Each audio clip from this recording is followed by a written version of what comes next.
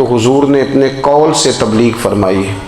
وہ 40 سال کی عمر سے محبوب نے اعلان فرمایا اور تبلیغ کی، اور ایک نبی پاک صلی اللہ تعالیٰ علیہ وسلم بالواسطہ حضور کی تبلیغ ہے جو آج تک جاری ہے۔ امت کے علماء، مشائخ، مبلغین حضور کے دین کو آگے پھیلا رہے ہیں، تو دراصل یہ بھی تبلیغ رسول پاک علیہ السلام ہی کی تبلیغ۔ اور ایک حضور کی تبلیغ کا دور ہے، حضور کی پیدائش سے لے کر ولادت مبارکہ سے لے کر حضور علیہ السلام کے اعلان نبوت تک۔ اس دوران نبی پاک نے جو تبلیغ فرمائی ہے وہ اپنے کردار سے فرمائی ہے۔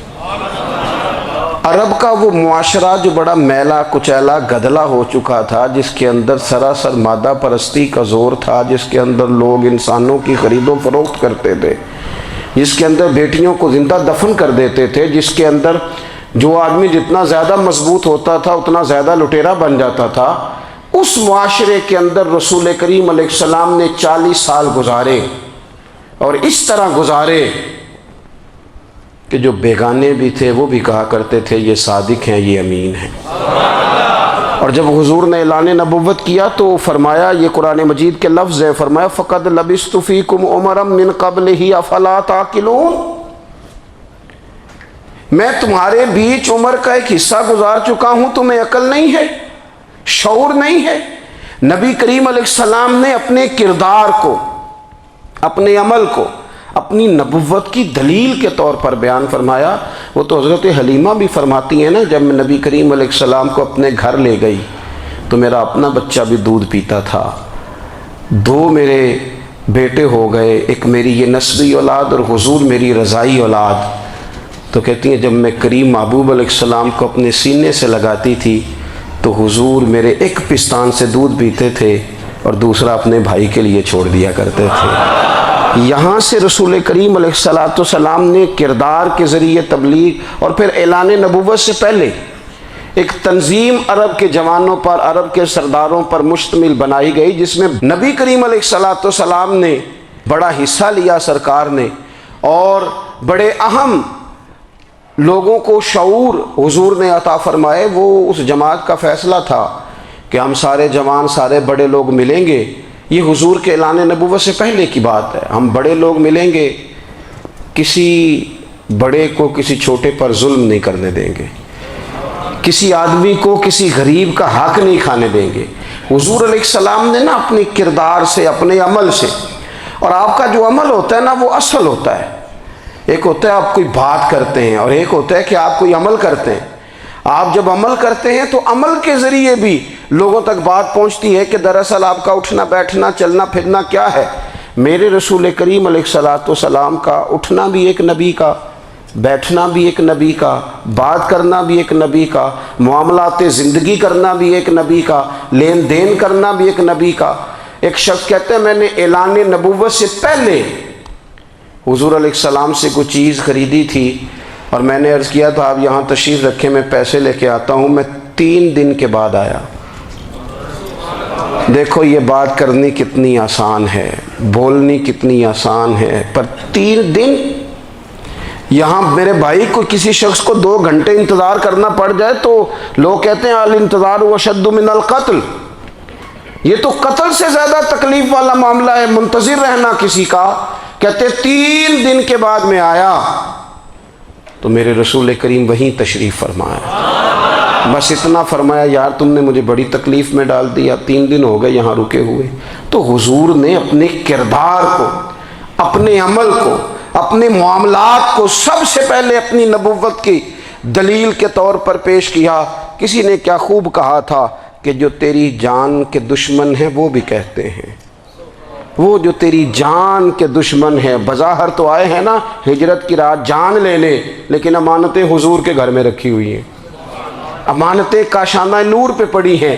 وہ جو تیری جان کے دشمن ہیں وہ بھی کہتے ہیں کہ امین تو ہے اور صداقت کی آبرو تو ہے، امین بھی تو ہے، صداقت کی آبرو تو ہے۔ تو پہلے کردار، پھر دوسری بات، اللہ تعالیٰ نے اپنے محبوب علیہ السلام کو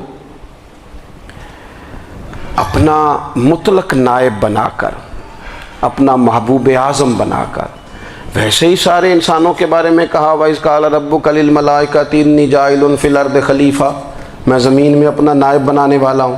لیکن حضور علیہ السلام تو محبوب ہے نا، حضور کی نیابت تو محبوبیت کے درجے پر فائز ہے.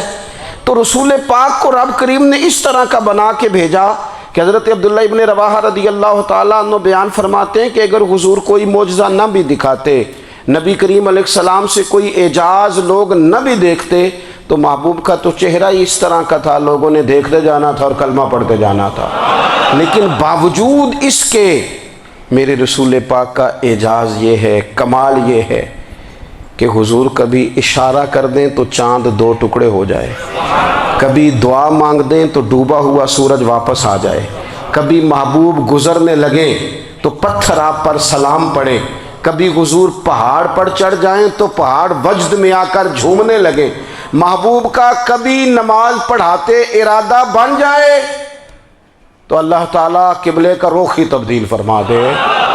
کیا خوبصورت سوچ ہے اور کیا نظریہ دیتے ہیں بریلی کے امام.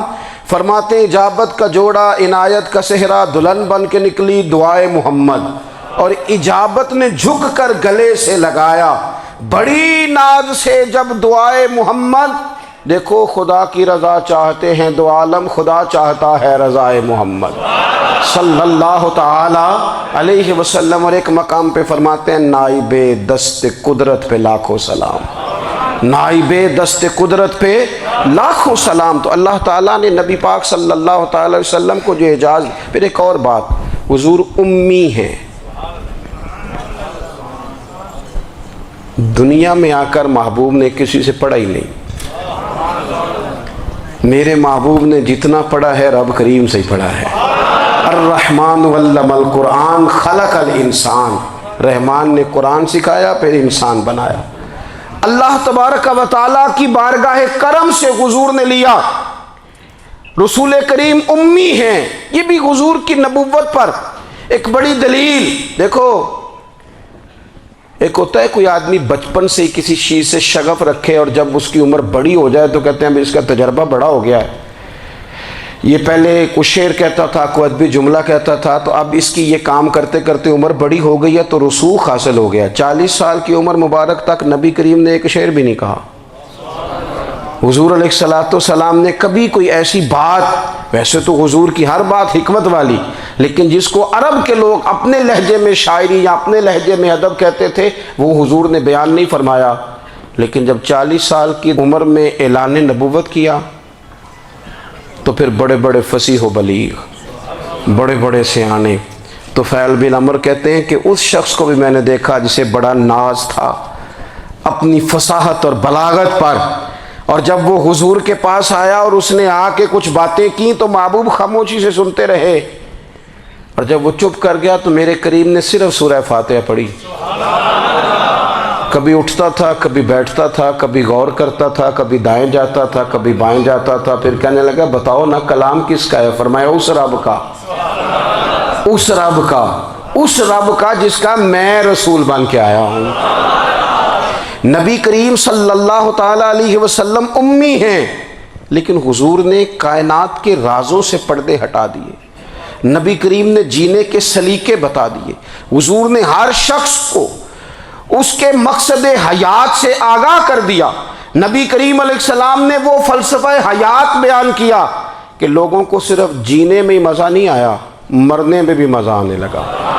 لوگ آگے بڑھ بڑھ کے جانیں پیش کرنے لگے، اپنی اولادیں قربان کر. جو فلسفیوں سے کھل نہ سکا اور نکتہ وروں سے حل نہ ہوا، وہ راز ایک طیبہ والے نے بتلا دیا چند اشاروں میں. محبوب کریم امی ہیں، لیکن حضور نے اس طرح دنیا کو سکھایا، اس طرح دنیا کو پڑھایا، اس طرح حضور نے علم کے چراغ اور دیپ روشن کیے کہ قیامت تک جسے روشنی ملے گی نا اسے صرف دروازہ مصطفیٰ سے ملے گی، اسے رسول کریم علیہ السلام کے در دولت سے ملے. کچھ لوگوں نے کہا کہ یہ اپنے پاس سے آیات بنا کے لاتے ہیں، اپنے گھر میں بیٹھ کے دعوے کر لینا تو کوئی مشکل کام نہیں نہ ہوتا، سارے لوگ ہی کر لیتے ہیں. بلکہ وہ ہمارے ایک بزرگ کہا کرتے تھے خیالی پلاؤ پکائیے ٹکے ہو کدے بھی کاٹ نہ پائیے.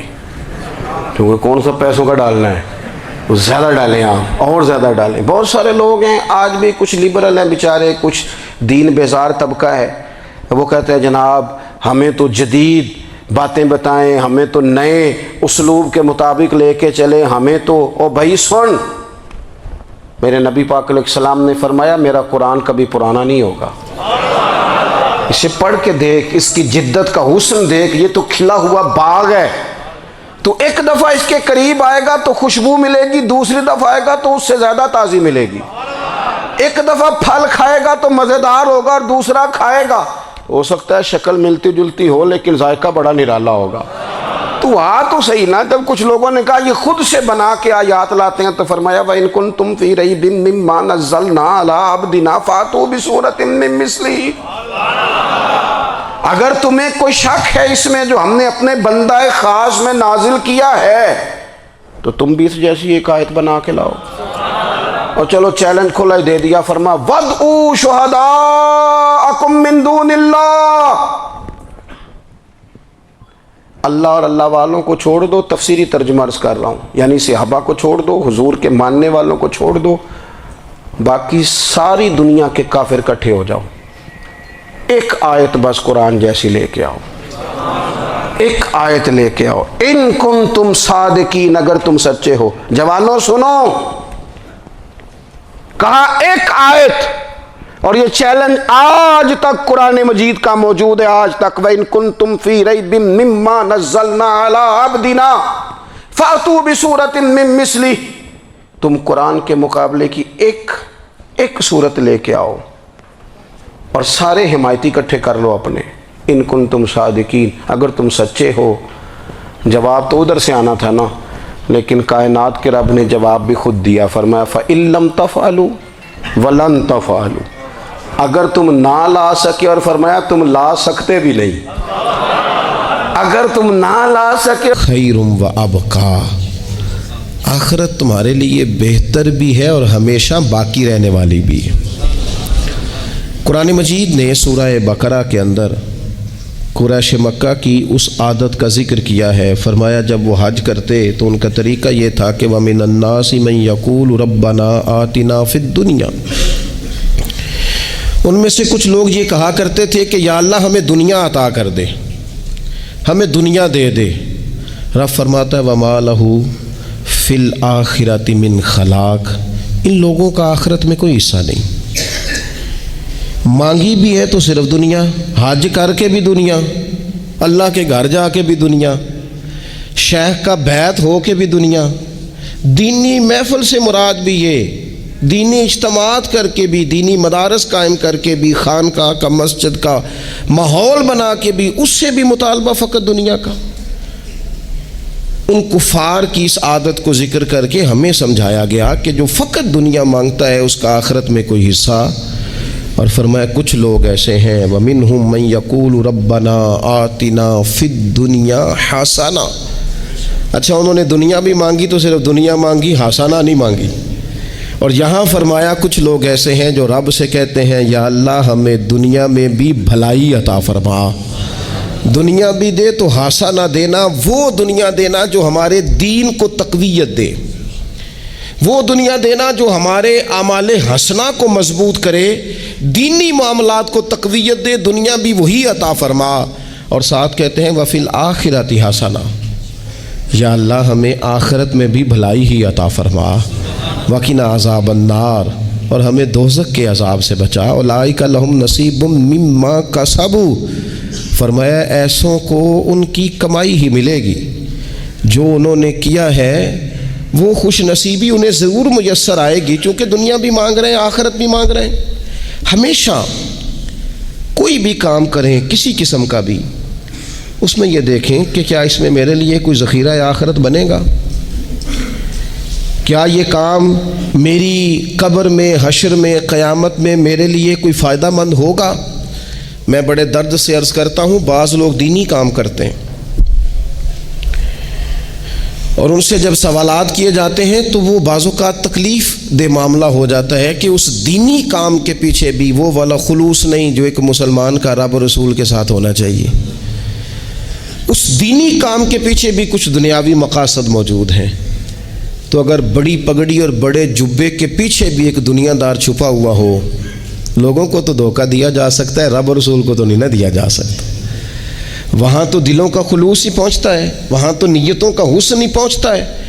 تو اللہ تبارک و تعالیٰ سے جب بھی سوال کیا جائے، دنیا اور آخرت کی بہتری کا سوال کیا جائے. ایک لفظ ہے حدیث پاک میں جس کو عافیت کہتے ہیں. ترمذی شریف میں حضرت سیدنا عباس بن عبد المطلب رضی اللہ تعالیٰ عنہ آپ کی روایت موجود ہے. فرماتے ہیں میں نبی پاک صلی اللہ تعالیٰ علیہ وسلم کی خدمت عالی مرتبت میں حاضر ہوا تو میں نے عرض کی یا رسول اللہ صلی اللہ تعالیٰ علیہ وسلم، مجھے ایسی چیز بتائیں جو میں اپنے رب سے مانگوں. چیز مانگنی ہوتی ہے نا، بعض اوقات موقع ملتا ہے تو کئی دفعہ انسان امتحان میں آ جاتا ہے. کیا مجھے موقع مل گیا ہے، مجھے کہا گیا کچھ مانگ لو تو بھلا میں کیا مانگوں. حضرت عباس بن عبد المطلب رضی اللہ تعالیٰ عنہ نبی پاک علیہ السلام کے پیارے چچا جان ہیں، عرض گزار ہیں یا رسول اللہ صلی اللہ علیہ وسلم مجھے بتائیے میں اپنے رب سے مانگوں تو کیا مانگوں. تو حضور نے فرمایا رب سے عافیت مانگو. کہتے میں کچھ دن رکا، کچھ دنوں کے بعد پھر حاضر بارگاہ ہوا اور عرض کی یا رسول اللہ صلی اللہ تعالیٰ علیہ وسلم مجھے بتائیے میں اپنے مالک سے مانگوں تو کیا مانگوں. تو حضور نے پھر فرمایا اللہ سے مانگنا تو عافیت مانگنا. تم لا سکتے بھی نہ خنجر اٹھے گا نہ تلوار تم سے، یہ بازو میرے آزمائے ہوئے ہیں. وَلَن تَفْعَلُوا، تم لا بھی نہیں سکتے. فَاتَّقُوا النَّارَ الَّتِي وَقُودُهَا النَّاسُ وَالْحِجَارَةُ، پھر اس آگ سے ڈر جاؤ جس کا ایندھن آدمی اور پتھر ہے. اُعِدَّتْ لِلْكَافِرِينَ، بنائی کافروں کے لیے، بنائی مومنوں کے لیے تو رب نے جنت بنائی ہے. اُعِدَّتْ لِلْكَافِرِينَ، یہ دوزخ اللہ نے کن کے لیے بنائی ہے؟ اُعِدَّتْ لِلْكَافِرِينَ کہتا ہے کافر کے لیے بنایا. تو اللہ تبارک و تعالیٰ نے میرے رسول پاک صلی اللہ تعالیٰ علیہ وسلم کو وہ کتاب عطا فرمائی اور پھر حضور کی فصاحت و بلاغت، معرفت. دیکھو ایک ہوتا ہے گھنٹوں باتیں کرنا، ایک ہوتا ہے کئی کئی والیم پر مشتمل، کئی کئی جلدوں پر مشتمل کتب کا لکھنا، اور ایک ہوتا ہے کسی بندے کا ایک بات کرنا اور سامنے والے کی طبیعت کو اتنا جگا دینا کہ اگلی بات فوراً ہی اس کی سمجھ میں آ جائے. اور حضور نہ کسی کی انا کو نہیں جگاتے تھے. ہم بعض اوقات کسی سے خطاب کرتے ہیں، بات کرتے ہیں تو سامنے والے کی انا کو جگا دیتے ہیں، ٹھیس پہنچاتے ہیں. وہ کہتا ہے چل پھر تگڑا ہو جا میں بھی آیا. حضور انا نہیں جگاتے تھے، میرے نبی پاک ضمیر جگاتے تھے تاکہ وہ شخص فیض حاصل کر سکے، اسے کچھ ملے. نبی کریم کا جو انداز تکلم ہے وہ اس طرح کا ہوتا تھا کہ انسان خود بخود کھل اٹھتا تھا کہ مطلب یہ بات ہونے کیا لگی ہے، مطلب حضور کیا فرمانے لگے. نبی کریم صلی اللہ تعالیٰ علیہ وسلم ایک دن محبوب کریم نے صحابہ کے بیچ حضور کی فصاحت و بلاغت دیکھے. فرمایا محبوب نے کتنا نادان ہے وہ شخص جو اپنے ماں باپ کو گالی دے. کھلی ہو گئی لوگوں کی آنکھیں، کان کھڑے ہو گئے کہ یا رسول اللہ کون ایسا بدبخت ہے جو ماں باپ کو گالی دے گا. تو اب جب سوالات ذہنی سطح پر پوری طور پر ابھر گئے نا تو اب رسول کریم نے بات سمجھائی. یہ ہے فصاحت و بلاغت. تیرے آگے ہیں یوں دبے لچے فصحاء عرب کے بڑے بڑے، کوئی جان منہ میں زبان نہیں بلکہ جسم میں جان نہیں. یا رسول اللہ کون ایسا نالائق ہے جو ماں باپ کو گالی دے. اب جب ذہنی سطح یہاں تک ابھر آئی تو اب حضور نے سمجھایا. فرمایا جب تم کسی کے ماں باپ کو گالی دو گے نا تو وہ بھی تو جواب میں تمہارے ماں باپ کو دے گا نا. تو فی نفس ہی یہ تم نے خود ظلم کیا ہے اپنے ماں باپ پر. کیوں تم نے ایسا لہجہ اختیار کیا کہ جس سے سامنے والے کی انا جاگ جائے اور وہ تمہارے مقابلے میں آ کر کے کھڑا ہو جائے. کیوں تم نے اس طرح کے انداز اختیار کیے کہ جس سے سامنے والا بھی سارے پنجے کھڑے کر کے باہر نکل آئے اور کہے آ جاؤ پھر میں بھی میدان میں حاضر ہوں. رسول کریم کی فصاحت بلاغت دیکھیں نا، حضور 2-4 جملوں میں ساری بات سمجھا جاتے ہیں.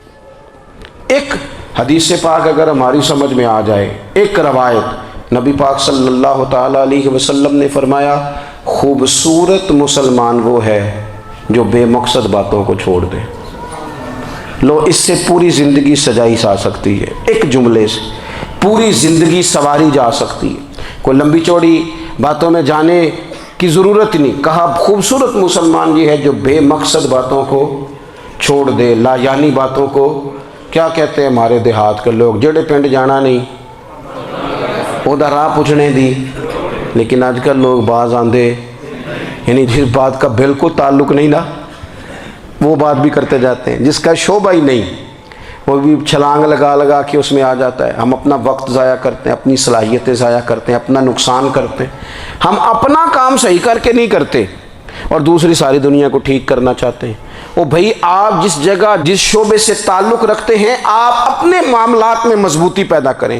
حضور نے اپنی فصاحت کے ساتھ بلاغت کے ساتھ لوگوں کو قائل کیا, اور قرآن مجید کی تاثیر کا یہ اثر میرے کریم رسول نے دکھایا کہ رات کو جب حضور بیٹھ کے قرآن پاک پڑھتے تھے نا, جب یاسین والے نبی خود یاسین کی تلاوت کریں, جب طٰہٰ والے محبوب خود طٰہٰ کی تلاوت کریں. غور کرو نا, جب مدثر والے محبوب خود ان جملوں کو ادا کریں, یعنی جن کے بارے میں آیت آئی ہے جب وہی یہ آیت پڑھیں کہ انا اعطیناک الکوثر, یعنی جن کا ذکر ہو رہا ہے جب وہ یہ بات کریں کہ یا ایھا النبی انا ارسلناک شاہدا ومبشرا ونذیرا لتؤمنوا باللہ ورسولہ وتعزروہ وتوقروہ وتسبحوہ بکرۃ واصیلا, جن کے بارے میں آیت آئی ہے جب وہ یہ کہہ رہے ہوں کہ ورفعنا لک ذکرک, جب وہ کہہ رہے ہوں والضحیٰ واللیل اذا سجا, ذرا اس کیفیت کو دیکھیں جب محبوب خود پڑھ رہے ہوں, اور جو حضور پر آئی ہیں اس کا ذائقہ, اس کا لطف, اس کا انداز بھلا کیا ہوگا.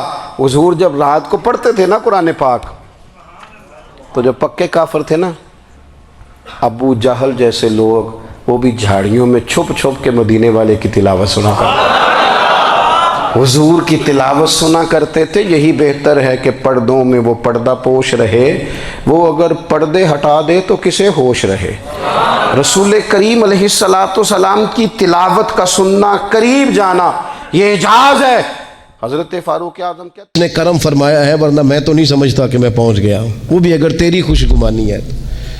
تو ہارون رشید کہنے لگا مجھے سمجھ نہیں آئی. فرمانے لگے تو بادشاہ جو ہے اتنی جلدی کیسے سمجھ میں آئے گی تجھے بات. فرمانے لگے اگر میں تجھ سے ملنا چاہتا نا تو میں ایک درخواست لکھتا, پھر کسی وزیر سے سفارشی سائن کراتا, پھر وہ جمع کراتا, پھر مجھے ٹائم ملتا کہ فلاں دن فلاں تاریخ فلاں ٹائم آ جانا, پھر آ کے میں لائن میں لگتا.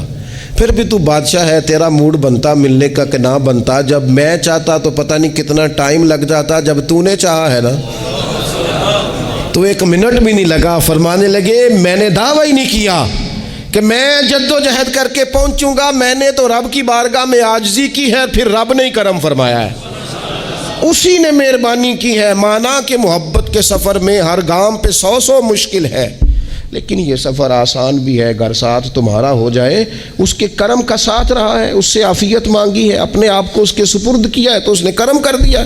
جب تک یہ مزاج نہیں ہم بناتے کہ مالک سے عافیت کا سوال کریں, اپنے آپ کو اپنے رب کے حوالے کر دیں, اس کی رحمتوں کے سپرد کر دیں, اتنی دیر تک زندگی میں ٹھہراؤ نہیں آتا, قرار نہیں آتا.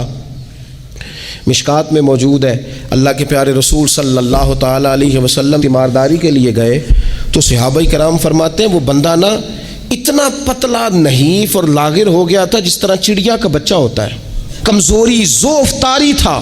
تو محبوب کریم نے اسے دیکھا تو بڑے کریمانہ انداز میں کریم فرمانے لگے تو کوئی دعا نہیں مانگتا, تو عافیت نہیں مانگتا اللہ سے. عرض کی یا رسول اللہ صلی اللہ تعالیٰ علیہ وسلم, میں نے اپنے رب کی بارگاہ میں عرض کی ہے مالک قیامت کا عذاب بڑا سخت ہے, میں نہیں برداشت کر سکتا, تو نے اگر مجھے کوئی سزا دینی ہے تو یہیں دے لے, قیامت کو نہ دینا. کہتے محبوب فرمانے لگے سبحان اللہ, او خدا کے بندے تو رب کی سزا دنیا میں بھی نہیں سہ سکتا. اللہ سے یہ بھی سوال نہ کر, تو رب سے کہہ ربنا آتنا فی الدنیا حسنۃ وفی الآخرۃ حسنۃ وقنا عذاب النار. تو رب سے دنیا میں بھی حسنہ مانگ, بھلائی مانگ, تو آخرت کے لیے بھی بھلائی مانگ, تو اس سے عافیت کا سوال کر. مولا علی کی شجاعت کیا ہے, اہل بیت نبوت کی عظمت کیا ہے. حضور آئے عزتیں دینے, ماں کو عزت دی مدینے والے رسول نے. کہا جس کا باپ راضی ہو گیا اس کا رب راضی ہو گیا. فرمایا جو 2 بیٹیاں 3 بیٹیاں 4 بیٹی بہنیں یا ایک بیٹی یا بہن بیاہ کے آ گیا نا، اس طرح میری 2 انگلیاں جڑی ہوئی ہیں، میرے ساتھ جڑ کے جنت میں جائے گا. رسول کریم صلی اللہ تعالی وسلم نے عزت دی. حضور عزتیں دینے، کوئی اعزاز نہیں. ان پڑھ بندہ ہے، سادہ ہے، غریب ہے، مزدوری کرتا ہے، ہاتھوں پہ چھالے. یا رسول اللہ اس کا بھی کوئی اعزاز ہے؟ قربان جائیں، میرے کریم نے عزت دی. فرمایا محنت کر کے روزی کمانے والا تو اللہ کا دوست ہے. یہ اینٹیں اٹھانے والا، یہ مشقتیں کرنے والا، یہ صبح دیہڑی پہ جانے والا، یہ بیچارہ جو اچار سے روٹی کھاتا ہے، تو نے ہر شخص کی قسمت میں یہ عزت لکھی اور آخری خطبے کی صورت میں وصیت لکھی. رسول کریم نے ہر بندے کو اعزاز دیا، عظمتیں دی. حضور عزتیں دینے آئے. نبی پاک علیہ السلام نے اعزازات دیے، حضور نے نوازا. یہ ساری چیزیں میرے رسول پاک کی تشریح. اور پھر یہ جو حضور کے صحابہ اور اہل بیت ہیں نا، یہ بھی میرے نبی پاک کی نبوت کی دلیل ہے. اتنی جلدی انقلاب آیا نہیں کرتے. وہ کل تک جو رہزن تھے حضور نے راہبر بنا دیے. وہ لوگ جو کل تک ایک دوسرے کے گلے کاٹ کے کھاتے تھے، ایک دوسرے کو مارتے تھے، تکلیف پہنچاتے تھے، برادری ازم پہ لڑتے تھے، حضور نے بھائی بھائی بنا دیے.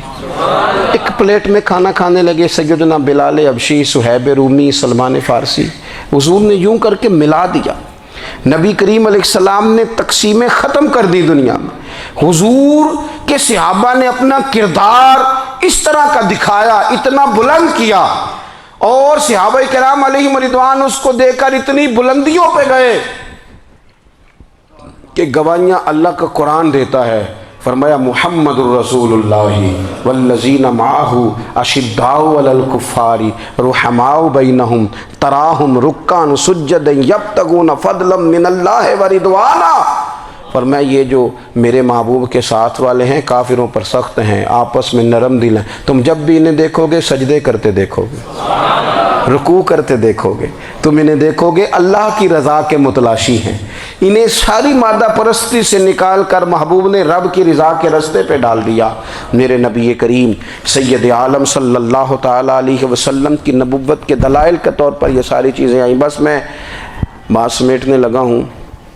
حضور کا جو اخلاق ہے نا، وہ بھی نبی کریم علیہ الصلاۃ والسلام کی نبوت کی بہت بڑی دلیل ہے.